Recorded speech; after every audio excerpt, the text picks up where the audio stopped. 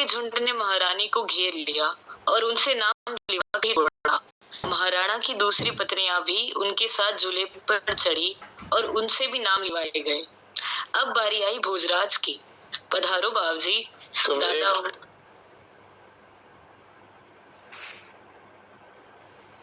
नारायण नारायण।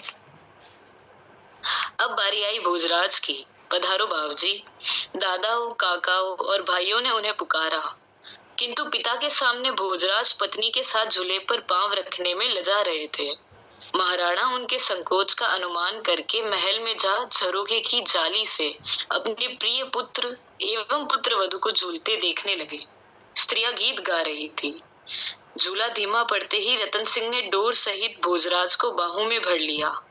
मैंने आपको इसलिए मार नहीं लगाई बाबूजी हुक्म कि आप दाजीराज की तरह पुकार कर नाम नहीं ले सकते थे। अब यदि आपने विलंब किया तो मैं उतरने नहीं दूंगा। शीघ्र ही बता दीजिए भाभीसा का नाम। मेड़तिया घर्री थाती, मीरा आबरू फूल। बस अब तो रतन सिंह आबरू फूल का विचार ही करते रह गए और भोजराज उतर पड़े। मीरा को स्त्रियों ने घेर कर पति का नाम पूछा तो उसने हुसल कर बताया, राजा है नंदराय जी, जाको गोकुल गांव, जमुना तटरुबास है गिरधर प्यारो नाम। यह क्या कहा आपने? हम तो बाबूजी हुक्म का नाम पूछ रही हैं। इनका नाम तो भोजराज है। बस अब मैं जाऊं? मीरा अपने महल में चली आई। वे गुनगुना रही थी, हिंडोरो पड़ियो कदम की डाल, माने झूठा दे नंदलाल। वे आकर अपने प्राणाधार के सन्मुख बैठ गई। जैसे ही तानपुरा लिए हाथ बढ़ाया, कहीं पपीहा बोल उठा। हृदय में जैसे दमिनी लहरा गई हो। पपीहरा काहे मचावत शोर, पिया पिया बोले जिया जरावत मोर। अम्बुआ की डार कोयलिया बोले, रही रही बोले मोर। नदी किनारे सरस बोलियो, मैं जानी पिया मोर। मेहा बरसे बिजली चमके, बादल की घनघोर। मीरा के प्रभु बेग दरस दो, मोहन चित के छोर। भजन पूरा करके जैसे ही मीरा ने आंखें उगाड़ी, वह हर्ष से बावली हो उठी। सन्मुख चौकी पर श्याम सुंदर बैठे उसकी ओर देखते हुए मंद मंद मुस्कुरा रहे थे। मीरा की पलकें स्थिर हो गई। कुछ क्षण जैसे देह जड़ हो गई। फिर हाथ बढ़ाकर चरण पर रखा, यह जानने के लिए कि कहीं यह स्वप्न तो नहीं है। उसके हाथ पर एक अरुण करतल आ गया। वह स्पर्श वह भूल गई जगत। पिंडलियों तक चरणों को बाहों में बांधकर उसने घुटनों पर सिर रख दिया। गोविंद की उंगलियां उसकी केशों में घूमने लगी। भाईसा हुक्म, मंगला ने एकदम प्रवेश करते हुए कहा और स्वामिनी को अटपटी अवस्था देख वह ठिठक गई। मीरा ने पलके उठाकर उसकी ओर देखा। मंगला, आज प्रभु पधारे हैं। जीवन की तैयारी कर। मिथुला से कहे कि यही पलंग बिछा दे। चौसर भी यहीं ले आ। आज मैं यहीं सोऊंगी। तुम्हारा राजकुमार को निवेदन करा।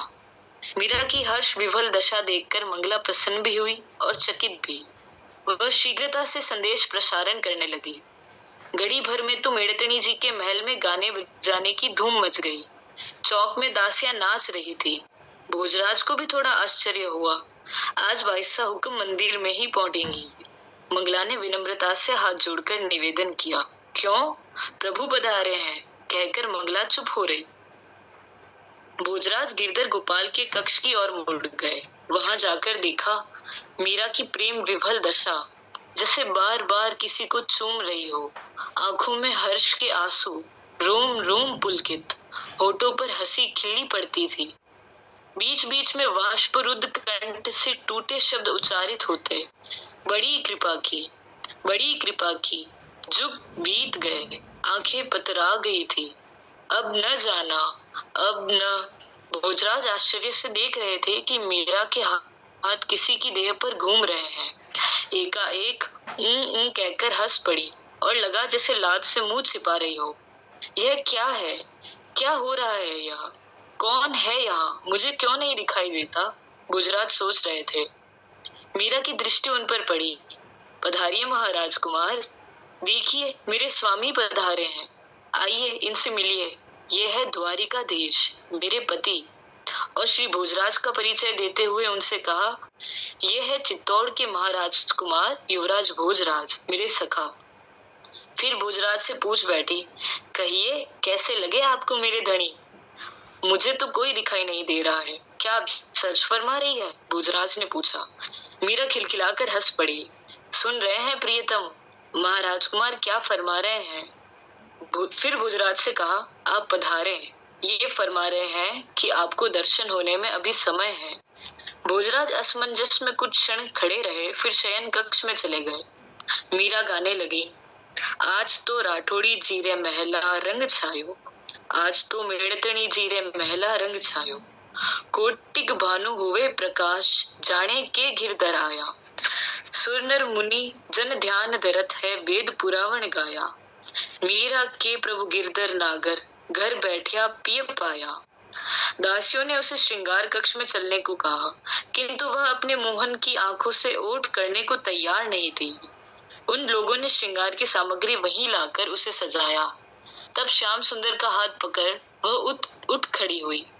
झूले पर पधारेंगे आप, आज तीज है। दासियों और चाकरों ने दौड़कर चौक के झूले की श्रृंखलाओं में हिंडोला जोड़ा और उस पर सुंदर सुकोमल बिछोना बिछाया। तब तक उनकी स्वामिनी अपने हृदय धन का हाथ थामे आ गई। दोनों को विराजित होने पर वे झूला देने लगी।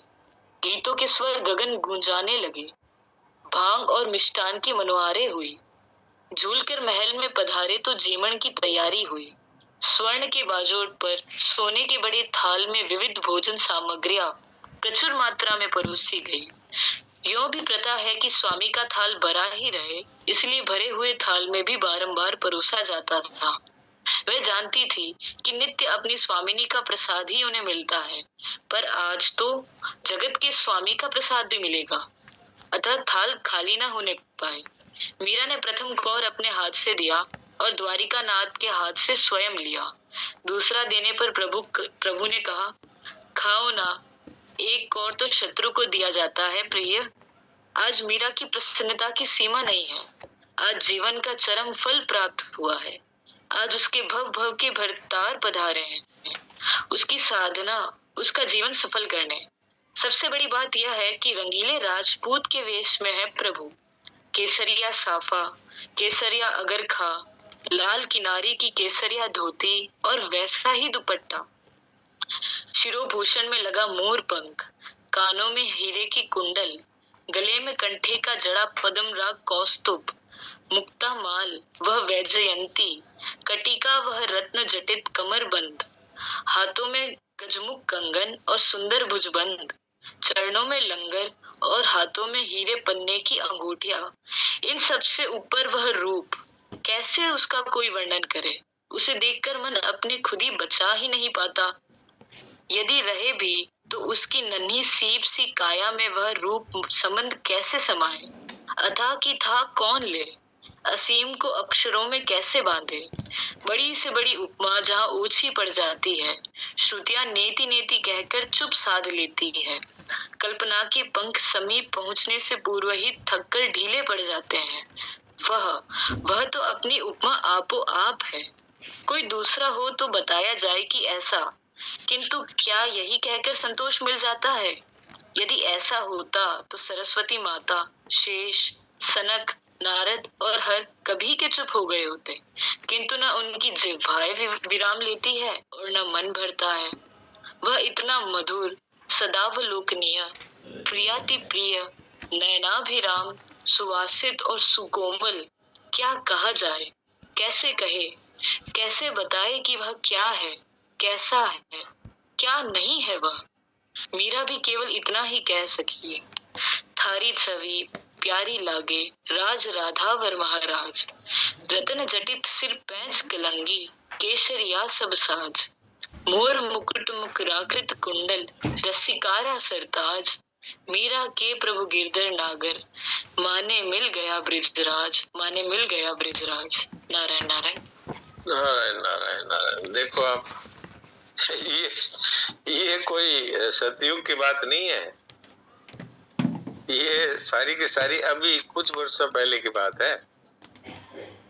तो आप और हम सब इस स्थिति में बड़े आसानी से पहुंच सकते हैं, क्योंकि भगवान तो इसके लिए ही हमें मनुष्य बनाते हैं कि हमसे प्रेम करेगा। अब मीरा ने प्रेम किया और हम लोग संसार में प्रेम कर रहे हैं। कोई धन से कर रहा है, कोई शरीर से कर रहा है, कोई परिवार से कर रहा है, कोई जमीन से कर रहा है। इसी तरह से अपना समय बिता करके और वापस गधा घोड़ा कॉकरोच मक्खी मच्छर बनेंगे। ये कितना एक कितनी दुख की बात है सचमुच देखा जाए। और कुछ कुछ कहते नहीं बनता। मीरा बाई कैसी है, क्या है। समय हो गया, इसलिए अब थोड़ी देर के लिए सभी शांत हो जाएं उस प्यारे प्रभु के लिए।